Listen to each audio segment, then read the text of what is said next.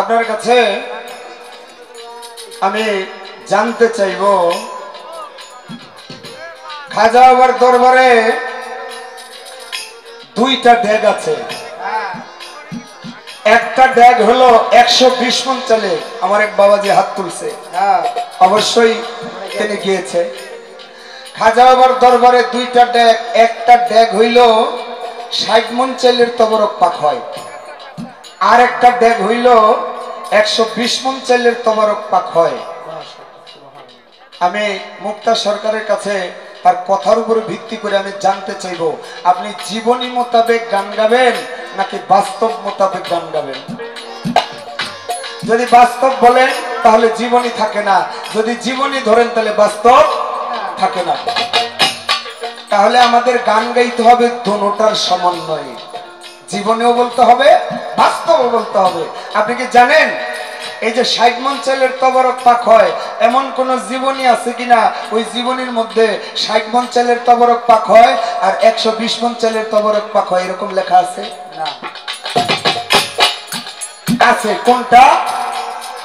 যেটা ছোট ড্যাগ ওইটা আছে 80 মণ চালের তবরক পাক হয়, জীবনীতে লেখা 60 মণ চালের তবরক পাক হয়। আর একটার ভিতরে লেখা 160 মণ চালের তবরক পাক হয়। একটা হলো 80 মণ আর একটা হলো 160 মণ, কিন্তু আসলে তা না। মূল সত্য হলো বড়টা হইলো 120 মণ চালের তবরক পাক হয় আর ছোটটা হইলো শুধু 60 মণ চালের তবরক পাক হয়। বড়টা কে দিছে? বড়টা দিছে সম্রাট আকবর আর ছোটটা দিয়েছে তারই ছেলে সম্রাট শাহজাহান। তবে একটা কথা বলে গেছে আমার আম্মা জান, কয় ইয়াদগার খাজা বাবা প্রধান খলিফা প্রথম মুরিদ করে বলেছে বিধান। আমি জানবো কথা তাহার ধারে, বলবেন কথা জীবন ধরে, জানবো কথা তাহার ধারে। আচ্ছা, আপনি বলবেন খাজা বাবার প্রথম খলিফা ওই যে ইয়াদগার, আর আমি একটা জীবনের ভিতরে পড়ছি খাজা বাবার প্রধান খাদেম হইল কুতুবউদ্দিন বখতিয়ার কাকি। এখন আপনি যে বললেন ইয়াদগার, এটা আমি অস্বীকার করতে পারবো না। কেন পারবো না? কারণ আপনি জীবনীতে পড়তে পারেন, কিন্তু আমি যে জীবনীতে পড়ছি ওই জীবনীতে লেখা খাজা বাবার প্রথম মুরিদ এবং প্রধান খাদেম হইল, খলিফা হইল কুতুবউদ্দিন বখতিয়ার কাকি। আপনি একটু বলবেন খাজা বাবার মোট খলিফা খাদেম কয়জন ছিল? তাদের মধ্যে প্রধান হইল 4 জন। আমার খাজা বাবা বইলা গেছে যে আমার মাঝারে আসার আগে তোমরা সিরিয়াল মেনটেন করো, কুতুবউদ্দিন বখতিয়ার কাকি পর্যন্ত শেষ করছে, এখানে ইয়াদগারের নাম নাই কেন? এইটাই আপনার কাছে প্রশ্ন। আশা রেখে তার সুন্দর নকশা করবেন।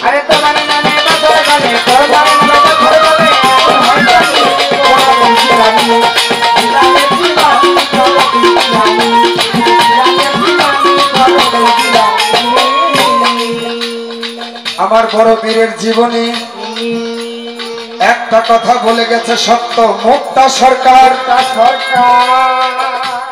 বলে সারা রাত্র গাইলে জীবনী শেষ হবে না। শোনেন সমাচার, আপনি তো বলছেন সারা রাত, আর আমি যদি বলি রজব দনের সারা জীবন শেষ হয়ে যাবে, তবুও খাজা বাবা বড় পীরের জীবনী শেষ করা যাবে না। বাবা, এই পৃথিবীটা যদি কাগজ বানানো হয় আর সাগরের পানি যদি কালি বানানো হয়, পৃথিবীতে যত গাছ আছে তা যদি কলম বানানো হয়, তা দিয়ে খাজা বাবার গুণ কেরামতি লিখে শেষ করা যাবে না। এটা তো খাজা বাবা। আপনারা আরেকটা বলি, এই যে মধুমা দরবারে আসছেন আর তার ভক্ত হইল সিদ্দিক শাহ। সিদ্দিক অর্থ বিশ্বাসী। এই সিদ্দিক বাবার জীবনী অর্থাৎ ওলিয়া উলিয়ার জীবনী লিখে কখনো শেষ করা যায় না। আপনি একটা গান করেছেন, খাজা বাবাই ছিল ফকির, ফকিরের ভেদ নিজে আল্লাহ হয়, আল্লাহ কোরআন মাঝে আল্লাহ তাহাই প্রমাণ দেয়। আমার আল্লাহ বলে আমার নবীকে আমি দুই প্রকার এলেম দিয়েছি, যাহে একটা জাহেরি হয় আর একটা বাতেনি এলেম শিক্ষা হয়। বাতেনি এলেম শুধু দুইয়ের মধ্যে রয়, তিনজনে জানে না জানেন তার বিষয়ে।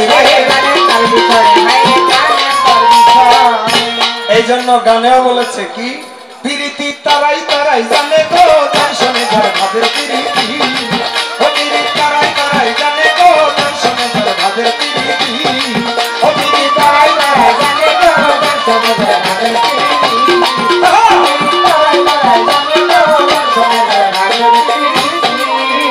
আরে কিসের আমার রান্না বান্না গো সখী, আর কিসের হলুদ বাটা, কিসের আমার রান্না বান্না গো সখী, আর কিসের হলুদ বাটা, আমার চোখের জলে ফলফল কাটালো দর্শনে ভাবে প্রীতি, অবি তারাই তারাই জানে গো দর্শনে ভাবে প্রীতি, তারাই তারাই জানে গো দর্শনে ভাবে প্রীতি।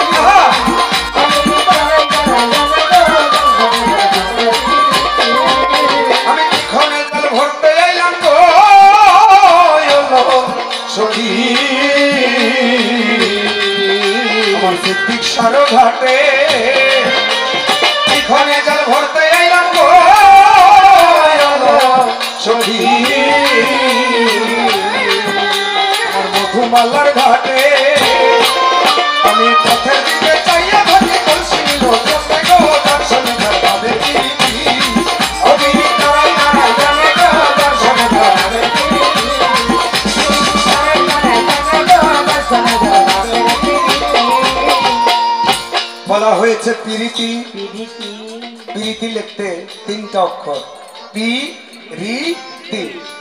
প্রীতিতে হয় নয়নে নয়নে বান বরিশনে, তাতে হয় পি, হিয়ায় হিয়ায় দুজন, তাতে হয় রি, আর অধরে অধরে গুরু ভক্তের অধরে অধরে এ দুজনের আলিঙ্গনে, তাতে শ্রী জিলতি, এ তিন মিলে হয় মধুর প্রীতি। এই জন্য আমার দাদা গুরু রজ্জবদন গান লিখেছে, প্রেম করলো যেজন রসিক সুজন, সেই সে বেদন জানে গো অসুরসী প্রেমিক। স্রষ্টা হতে সৃষ্টির সৃজন, প্রেমেরই কারণে সাক্ষী তার তৈয়ব কলেমা এক সুতার বন্ধনে। প্রেম থাকে না থাকে প্রীতি, কয় রজ্জব দেওয়ানে, প্রীতি যদিও নাহি থাকে স্মৃতি রয় জীবনে গো অসুরসী প্রেমিক দিনে। বাবা এখানে যারা বসছেন দেখেন, এখন কোনো ধর্মের ভেদাভেদ নাই, কেউ হিন্দু, কেউ বৌদ্ধ, কেউ খ্রিস্টান, কেউ মুসলমান, এখানে কোনো ধর্মের ভেদাভেদ নাই। এখানে ধর্ম একটা, সেটা হলো মানব ধর্ম। যার ভিতরে মনুষ্যত্ব নাই তার কাছে কোনো ধর্ম নাই। তোমার নয়নে নয়নে বান বরিশনে মধুর মায়ের প্রীতি করো তাই। আমাদের মাস থেকে বিদায় নিয়ে চলে গেছেন 6ই ফেব্রুয়ারি, সেই লতা মঙ্গেশকর জি, তারই গাওয়া গান, হাজার হাজার অসংখ্য গান গাওয়া তার গলায়, যাকে সুরের দেবী বলা হয়, এমন শিল্পী আমাদের মাঝে আর আমরা পাবো না। সেই সুরের দেবীর গান আমার এই পাপি মুখে গাওয়ার একটু চেষ্টা করলাম, তা শুনে আমার ভাই মনিরুজ্জামান মনির ভাই আমাকে 500 টাকা দিয়ে দোয়া করেছেন, তার প্রতি আমার সালাম। বিষয় হলো কি,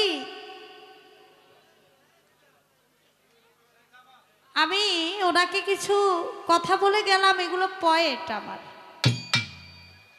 এখন সে দাঁড়ায়া আমাকে আপনাদের সামনে বলতেছে আমি নাকি তাকে ধমক দিছি, আমি নাকি ধমক দিয়া তাকে বলতেছি যে আপনি এটা করলেন না সেটা করলেন না, আমি ঝাড়ি দিছি ওনারে, উনি এভাবে বললেন আর কি। তা আপনার আর কি কি মনে হয় আপনি একবারে বলে যাইন, কারণ আপনি যেমন তেমন আপনার সাঙ্গ পাঙ্গটি তো এক নাম্বার বানাইছেন। হ্যাঁ, মানে গান হলো ওনার সাথে আমার, আর এনে বয়া বয়া ওই যে কি নাল না কি বাজায়। হ্যাঁ, 1 বছর যাবৎ বোর সাথে ঝগড়া কাইজার 2 দিন আগে মিলছে। হিল্লাটা কারো কাছে দিয়া লইছিলেন নি? হ্যাঁ রাসেল সাহেব, আরে রাসেল করে তুই স্টেজে আসেন ভাই। মিলছে তো, এর জন্য আমার এক খুশি ঠেলায় আর কি কইব। বয়তির গানের মধ্যে কইতেছে ঝগড়া করে আইছি তো, মানে আমি যে ঝগড়া করছি এটা আবার দেখার লেগে রজব দেওয়ান আমার বাসায় হেরে পাঠাইছিল। এই চাকরি নিয়ে আপনি আবার হেগো দিয়া করান। বাসায় বাসায় শিল্পীদের বাসায় বাসায় লোকজন পাড়ায় দেখেন কে কাজিয়া লাগছে আর কে ঝগড়া লাগছে, এগুলো আবার স্টেজে আইসে আবার ফোলাবান দিয়া কোয়ান। এটা ঠিক করেন। এই যে আমার সাথেও তো এই যে আমার সাথে দোয়ারি করতেছে আমার এই কাকা, এটা তো ওই যে আমাদের রাসেল ভাইয়ের বাবার সমান বয়সী। এই মুরব্বী তো একটা কথাও বলে না, বলার দরকার নাই। এখানে আমি মারামারি করবো, কাটাকাটি করবো, আমার শিল্পীর লগে করবো আমি। এখানে তো তাদের তো কোনো কথা বলার দরকার প্রয়োজন আসে না। তাই আবার বলতেছে আমি একটা প্রশ্ন করছি, এটা তো আবার ডুলিওয়ালাই জানে। আবার ওনার ডুলিওয়ালাই নাকি বলতেছে যে এই প্রশ্ন তো আমি জানি, কবি সরকারের প্রশ্ন। এখানে কবি সরকারের কথা আসবে কেন? সে একজন সুনামধন্য গায়ক, সে বাংলাদেশের মধ্যে একজন সুনামধন্য একজন শিল্পী। এখানে তার কথা আসার তো কোনো প্রশ্নই আসে না। এখানে এই যে এতগুলো ইউটিউব চ্যানেল আছে, এতগুলো ক্যামেরা এখানে লাইভ চলতেছে, সে যদি এই কথাটা শুনে সে কি কষ্ট পাবে না? আর আমার প্রশ্নের উত্তরটা যদি ডুলিওয়ালাই জানে, আপনি বয়সা তারা একটু সুযোগ দিতেন প্রশ্নটা কোয়ার, তাইলে না বুঝতাম যে আপনার ডুলিওয়ালাই জানে না। কি বলেন? আপনি এই সুযোগটা ডুলিওয়ালারে না দিয়ে আপনি করলেন কি লেগা প্রশ্নটা করতে? আপনার প্রশ্নের উত্তরটা যেটা ডুলি জানে সেটা আমি করছি, আপনার প্রশ্ন এটা ডুলিওয়ালাই জানে, তা ডুলিওয়ালারে দিয়ে আজকে বলাইতেন। হ্যাঁ, ডুলিওয়ালাই যদি বলতো দাঁড়াই এটা প্রশ্ন আমি জানি, এটার প্রশ্নের উত্তর এই, তাহলে আমরা খুশি হইতাম নাকি? আমরা বিশ্বাস করতাম এটা ডুলি জানে। ডুলি যে প্রশ্ন জানে সেটার উত্তর আপনি দিবেন কেন? এটারে যে প্রশ্নের উত্তর জানে এটা হেরে দিয়েই দেব। কথা হইল এরকম। জিদ্দার সুরে মুখদা যায় তাই আমারে কোন একটু দয়া মায়া লাগে না আপনার? হ্যাঁ, আবার ডাকেন মা।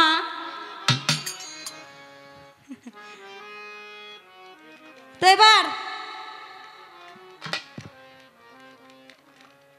অনেক কথাই বলে গেলেন। আমাকে বলছে খাজা বাবাই যে লাগাম ধরছে, পিছনের কথা ধরা ঠিক না, তারপরেও না ধরলে হয় না, অল্প অল্প তো ধরতে হবে। কয় খাজা বাবাই লাগাম ধরছে, এটা পাইলেন কেমনে জীবনী? এটা পাইলাম কেমনে? আমি তো বলছি না যে দুনিয়াতে আসার পরে খাজা বাবার হাতের মধ্যে 2টা দাগ ছিল, এটা আমি বলছি না? তাহলে রুহানি জগতে কি কি হয়েছে এটা দুনিয়াতে আসার পর এটা সবাই জানছে। কিভাবে জানছে? খাজা বাবার মাধ্যমে জানছে, বড় পীর সাহেবের মাধ্যমে জানছে, তার ভক্তরা যাই না বিভিন্ন মানুষের সাথে আলাপ আলোচনা করছে, এই কথাটা ছড়াইছে, তারপরে এটা জীবনের মধ্যে আইছে। এখন মরার পর দুনিয়াতে আর কোনো কিছু তার থাকে না। আমি সেখান থেকে বলছিলাম, আপনি খুব সুন্দর জবাব দিয়েছেন এবং আমাকে সহযোগিতা করেছেন জীবনীর নামটা বলে। আবার আমারে কয় মোবাইলে সার্চ দিয়া দেও, কিন্তু জানে যে মোবাইলে সার্চ দিতে দিতে আর এই জীবনীর এই কথা বার করতে রাত পার হয়ে যাব। বুদ্ধি করে আমারে বলতেছে সার্চ দিতে, এখন সার্চ দিলে এই একটা কথার জন্য আমার সারা রাত তো কাবার হয়ে যাব গা। কারণ এই জীবনী পুরাটা পড়লে বোঝা যাবে এই কথাটা কোথায় লেখা আছে। এই একটা কথার জন্য আমি সারা রাত বায়না করে আনছি। আমি সারা রাত কি খালি মোবাইলের দিকে চাইয়া এই কথা খালি বাইর করবো? বাইর করার সময় আছে, এই পালা কি আর কোথাও দিব না নাকি? দাওয়াত দেওয়া লয়ে যাবো ইউটিউব চ্যানেল সব নিয়ে, আবার এই গান আবার ওইখান থেকে আবার সেখান থেকে এইভাবে গাবো, কোনো সমস্যা নাই। ভক্তবিন্দু কয়টা লয়ে আইছে, টাকা পয়সা খালি বাবারে দেয়, যে এবার জিয়ারে দেয় কিনা, না দিলে ভক্তকে খবর আছে। আজকে একটা গান গাই, তারপরে প্রশ্নের জবাব দিই। কি জপ দিবি রমন, কি জপ দিবি রমন, পারের বেলাই গুরু বল বল রে, হেলাই হেলাই দিন যায় মধুর মা বল বল রে, হেলাই হেলাই দিন যায়। কি জপ দিবি রমন,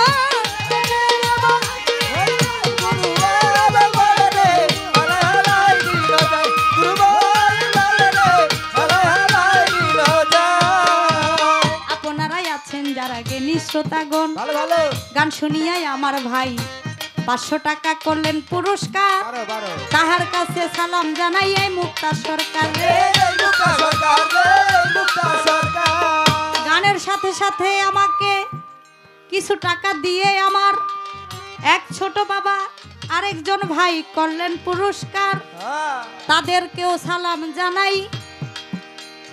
আপনাদের মাঝার অনেক কথা বলে গেছে আসরে তে ভাই,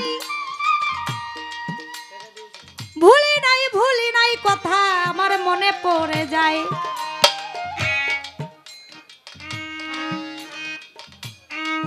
আমি প্রশ্নের জবাব দিয়েছিলাম, আপনারা আছেন সাক্ষী শ্রোতাগণ জনা, সেখানে বলেছিলাম আমার খাজা বাবাই রাসূলের আদেশ পাইয়া ভারতবর্ষে করলো রওনা। ভারতবর্ষে গিয়ায় আমার খাজাজি আউলিয়া একটা জায়গায় গিয়েছিল বলতেছি খুলিয়া, সেই জায়গার নাম আউলিয়া মসজিদ। এখন বর্তমানে ওই জায়গাকে কয়, সেখানে ইয়াদগারকে মুরিদ করেছিল, বলি তার বিষয়। আমার খাজা বাবাই তারে খাদেম বানায়, আমার খাজা বাবার প্রধান খাদেমের কোনো অভাব নাই। আমার খাজা বাবার দরবারে অনেক অনেক খাদেম,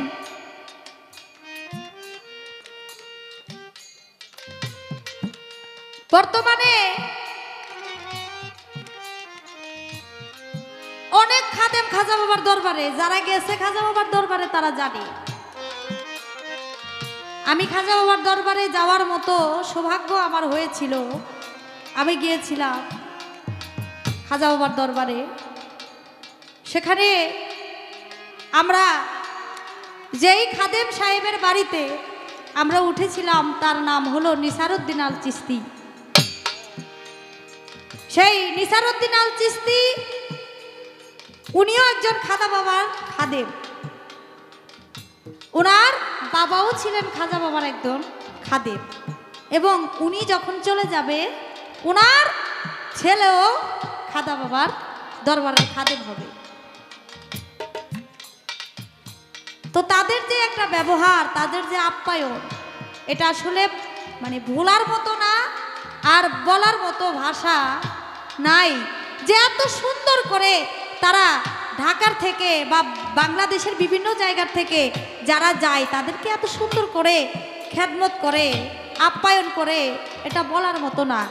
আপনাকে খাওয়াবে 3 বেলা, সকালবেলা নাস্তা খাওয়াবে, দুপুরে ভাত খাওয়াবে, রাত্রেও ভাত খাবেন। আপনি 4-5 দিন, 10 দিন, 1 মাস, যতদিন আপনার মন চাইলো আপনি খাদেম বাড়িতে থাকলেন, থাইকা ওইখান থেকে আসার পর আপনি খুশি হয়ে যদি খাদেমের হাতে যেই কয় টাকা দেন, তারা একবার একটু খুইলা দেখবেও না আপনি কয় টাকা দিচ্ছেন। আল্লাহ 10 টাকা দেন, 5 টাকা দেন, 10,000 দেন, 20,000 দেন, হাতে কয় টাকা দিচ্ছেন একবার তারা খুইলা দেখবেও না। তারা দরবার থেকে আরো কিছু জিনিস আপনাকে দিয়া দিবে, আপনি যেন আপনার পরিবারকে, এলাকাবাসীকে আপনি কিছু দিতে পারেন। তাদের মন মানসিকতা এত এত এত বিশাল, যেটা বলে সম্ভব, বোঝানো সম্ভব না। খাজা বাবার ভক্ত, প্রধান খলিফা কুতুবউদ্দিন বখতিয়ার কাকি, তাকেও কিন্তু খাজা বাবা মুরিদ করছে। সেও ছিল একজন খাজা বাবার প্রধান একজন ভক্ত, প্রধান একজন আশেক, প্রধান একজন খলিফা। এখন কথা হলো, আমার কাছে প্রশ্ন করছে যে যেখানে 4-5 জনের নাম লেখা নাই, লেখা আছে, সেখানে খাজা বাবার এই খাদেম ইয়াদগারের কথা লেখা নাই কেন? এখন জীবনী কিন্তু অনেকগুলা হয়, এক একজনের লেখা এক এক রকম। কেউ ইয়াদগারের কথা লিখছে, কেউ ইয়াদগারের কথা লেখে নাই। এখন আমি যদি জীবনীতে না পাইতাম তাহলে ইয়াদগার রহমতুল্লাহ আলাইহের কথা আমি বলতে পারতাম না। আমি পাইছি বিধায় আমি বলছি, যেখানে আবার আমি পাইছি সেখানে আবার আপনি আরেক জীবনী পড়া হয়তো ইয়াদগারের কথা আপনি পান নাই। কিন্তু আপনার কথা ঠিক আছে, কুতুবউদ্দিন বখতিয়ার খাকি প্রধান খলিফা ঠিক আছে, কিন্তু আমি কিন্তু সেই কথা বলি নাই। আমি বলছি যে ভারতবর্ষে গিয়া ওই যে আউলিয়া মসজিদের এইখানে গিয়া আমার খাজা বাবাই তিনি ইয়াদগারকে মুরিদ করে, আর ইয়াদগারকে মুরিদ করে তারে খেলাফতি দিয়া দেয়। সে আবার তার যে ভক্ত, সেই ভক্তকে মুরিদ করে। আমি এইভাবে কথাটা বলছিলাম। যাক যাক চলে যাক, বেশি কথা বলিব না আর। আপনারা যারাই আছেন শুনলেন সমাচার, ধীরে ধীরে তাহার কথার জবাব গেল।